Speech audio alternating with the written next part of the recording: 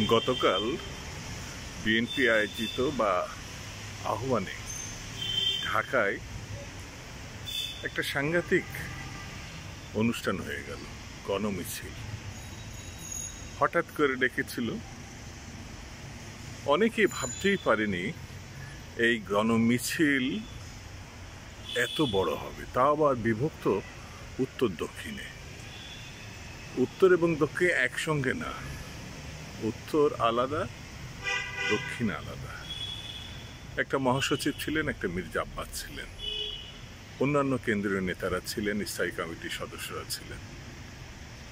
প্রথম দিকে যখন শুরু হয় তার আধা ঘন্টা আগেও মনে হচ্ছিল বোধহয় এই গণমিছিলটি পরিপূর্ণ হবে কিনা, কিন্তু আধা ঘন্টার মধ্যে হুড়মুড় করে এত মানুষ এক জায়গায় হয় আমি গত 50 বছরের রাজনীতিতে দেখি নাই।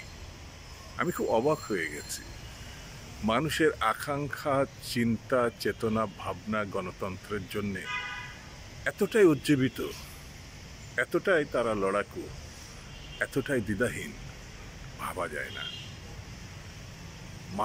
মানুষে ছয় লাভ সুবাস্তু টাওয়ারের নিচে, উত্তরার দিক থেকে আসতে আর রামপুরার দিক থেকে যেতে মনে হচ্ছে মানুষের অন্তহীন যাত্রা।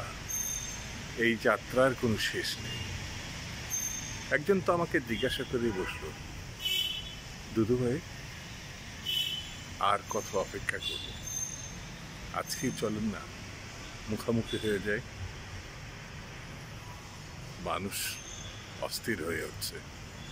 শাসক গোষ্ঠী যদি এটি বুঝতে পারে, জানতে পারে, ভাবনায় নিতে পারে, তাহলে হয়তো 96-এর মতো আকস্মিক নেত্রী যেমন পার্লামেন্টে গিয়ে জনতার দাবি ক্যারটেকার আইন পাশ করেছিলেন, আমার মনে হয় বর্তমান সরকার প্রধান তিনিও জনতা আকাঙ্ক্ষা যদি বুঝতে চান, গড় তুমি না করেন, জেদ না করেন, তাহলে তিনি পার্লামেন্টে গিয়ে যে আইন তিনি বাতিল করেছেন সে আইন আবার সংযোজন করবেন। যে মিছিলটা হয়ে গেল সেই মিছিলের দিকেও যদি তিনি তাকান, তার এজেন্সি, তার লোকজন যদি সঠিক সংবাদ বা রিপোর্ট তার কাছে করে থাকে, তাহলে তিনি বুঝতে পারবেন মানুষ কি চাচ্ছে, দেশ কি চাচ্ছে, জনতা কি চাচ্ছে, এমনকি বিশ্ব কি চাচ্ছে। যে বিশ্বর আমাদের সঙ্গে সম্পৃক্ত, পশ্চিমা বিশ্ব, কি ব্যবসায়, রাজনীতিতে, শিক্ষায়, আমেরিকা, ইউরোপীয় ইউনিয়ন, কানাডা, অস্ট্রেলিয়া, আমাদের অনেক ছেলে মেয়ে সেখানে লেখাপড়া করে।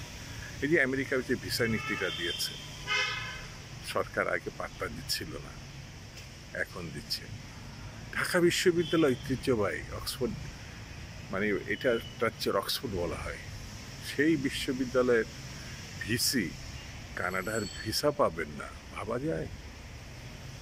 এটা তো একটা সিম্বলিক ব্যাপার।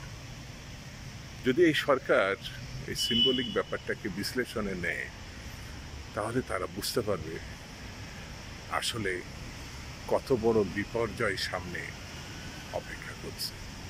সেই জন্যে জনতার কাছে মাথা নোয়াতে কোনো খারাপ কিছু না। জনতার ভাবনাকে মেনে নেওয়াই তো গণতান্ত্রিক চেতনাবোধের ভাবনায় শ্রদ্ধার বিষয়। কারণ এই দেশটা তৈরি হয়েছে এক সাগর রক্তের বিনিময়ে গণতন্ত্রের জন্য, স্বাধীনতার জন্য। সেই কারণে আমি বলবো সরকারের উচিত হচ্ছে কাল বিলম্ব না হয়ে জনতার দাবি, কেয়ারটেকার আইন মেনে নেওয়া।